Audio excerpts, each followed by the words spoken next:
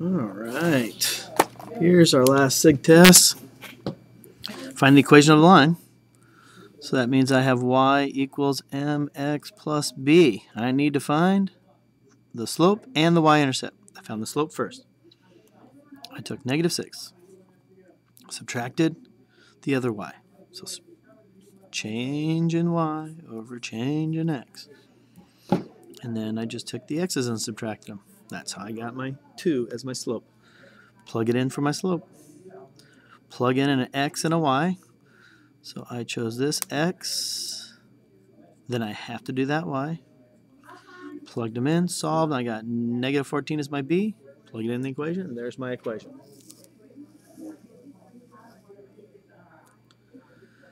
If a line has a slope of this, I already know my slope. It goes through that point. There's an x and there's a y. Plug in my x, plug in my y. Then solve it, and you'll get your b, which will give you the equation. If this line right here, has a y coordinate of -11, so the y is -11, what's the x? Plug in -11 for the y. Solve, and I get my x. So 15 is the x, then -11 is the y. Some people get stuck right here. When you have -3/5x, that means you have to multiply by the reciprocal to get rid of it. Because -5 divided by 5 is -1, and -3 divided by 3 is -1. -1 divided by -1 is 1. So that would leave you your 1x. And then do the same thing to the other side. Whatever you do to one side of the equal sign, you have to do to the other. Parallel and perpendicular. Do you remember that parallel lines have the same slope? Do perpendicular lines, do you remember perpendicular lines? Their slopes are the opposite reciprocal. Opposite, change the sign, and reciprocal means flip over the slope. So parallel, I took this slope, since they're parallel, they have the same. I plugged in this x and this y to solve for my b. So that's -10 divided by 2 is -5 times 3 is -15 plus the b, and the 16 comes down, add 15 to both sides, and there we go. Perpendicular, I was mean, I didn't give you the slope really easy. You had to divide by the 5, so it's 3/5 is the slope. So since we're perpendicular, that means it's the opposite, the positive. Now it's negative. It was 3/5, flip it over, now it's 5/3. And just like every other problem, plug in the x and the y. The x and the y, solve, and I get my -28, and there's my equation. Once again, people get stuck in this spot. -15 divided by 3 is -5. -5 times a -5 is a 25. This is just multiplication. That's just division. Flipping, flipping, flipping, flipping over is factoring. Oh, the wonderful world of factoring. I always look for a common factor first. Any common factors? Yes, a 6. Pull out the 6. 6 times x gives me 6x. 6 times -7 gives me -42.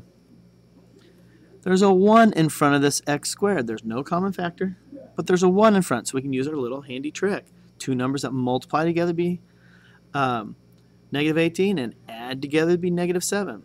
So that would be -9 and +2. That's a squared number. That's a squared number. It's a difference of squares.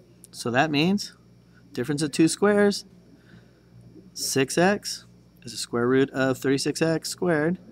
6x and 6x. Square root of 25 is 5 and 5. One's positive, one's negative. Should be a quick, easy little thing to memorize.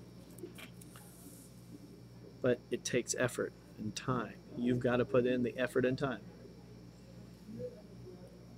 No common factor. Makes me upset.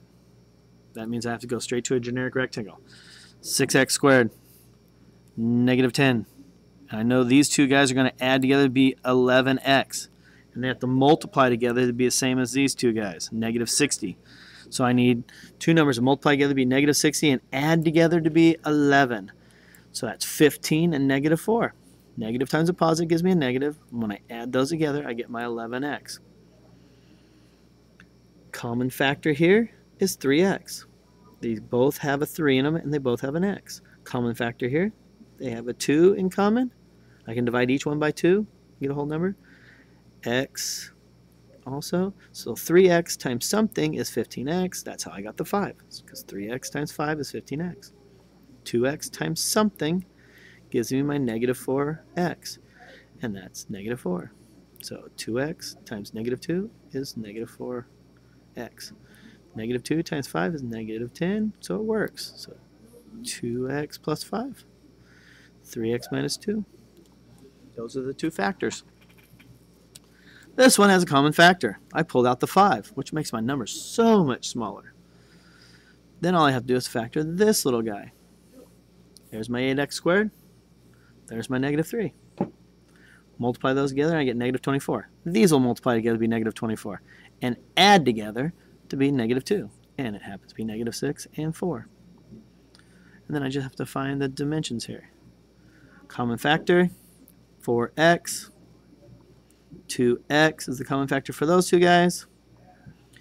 2x times something is negative 6, and that happens to be negative 3. So 2x times negative 3 is negative 6x.